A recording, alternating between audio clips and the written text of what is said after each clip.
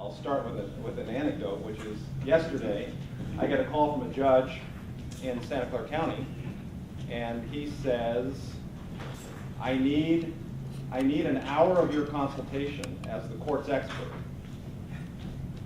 because I had just done this afternoon with the 8 sitting family court judges, similar to this talk that I'm doing about the new statute.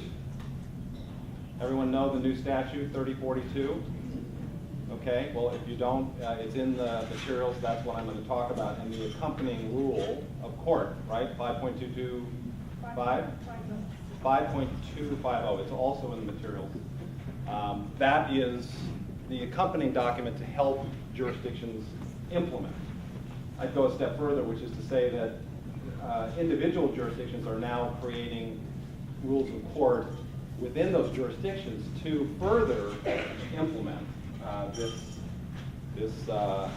law that the legislature, in its infinite wisdom, any legislators here,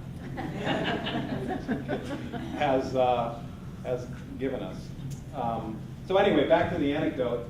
The judge calls me and he says, I'm in this long cause trial. I have a 6-day trial. And in Santa Clara County, what happens is that anything over 2 days, boom, goes downtown. So of course, this particular judge wasn't at my training, which was of course woefully inadequate for the 8 judges who sit on the bench. He doesn't know the first thing about, I would even say, family law, although maybe he's heard a couple of cases in his last few years. But he now is faced, he sort of gave me a thumbnail. I got a 10-year-old and a 14-year-old. It's really ugly, and he is faced with this statute where the kids would like to address the court. I don't know anything beyond that, but he wants to pick my brain about how to interview kids. Bless his heart.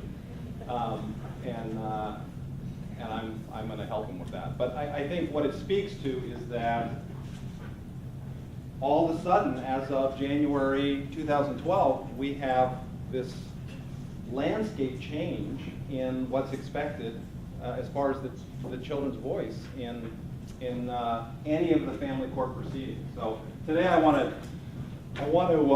run you through that in case you're not familiar. What are the expectations of the law and the rules of court? Do that fairly quickly, and then pull back a bit and talk about why elicit the child's voice. What do we know from the literature about the pros and cons of that?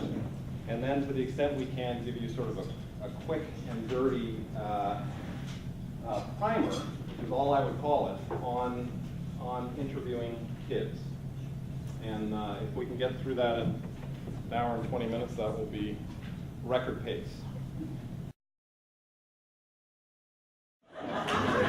So, we have our distinguished panel. Dr. Matt Sullivan, you've already heard from. Jim Paulson, most of you know, he is the Administrator of Family Court Services and Probate. Our Honorable Jill Fannin, Supervising Judge of the Family Law Division, and Dana Filkowski. So we're going to give them as many difficult to answer, probative, and uncomfortable questions as we can and put them on the spot. All right. So first, before we do that though, I'd like to ask Judge Fannin, even though she's already gone on record, how do you see putting on children or having children address your courtroom?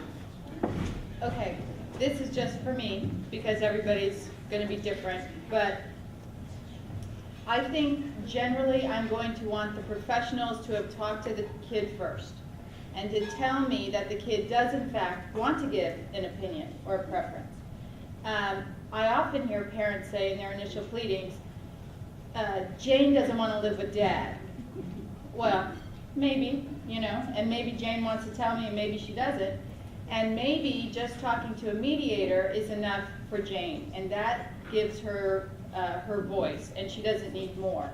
I also want to have the protection of a third party, whether it's Family Court Services or whether it's Minors Counsel or whether it's a custody evaluator, I want to have some confidence that one of those professionals has reviewed with the child everything that they need to know.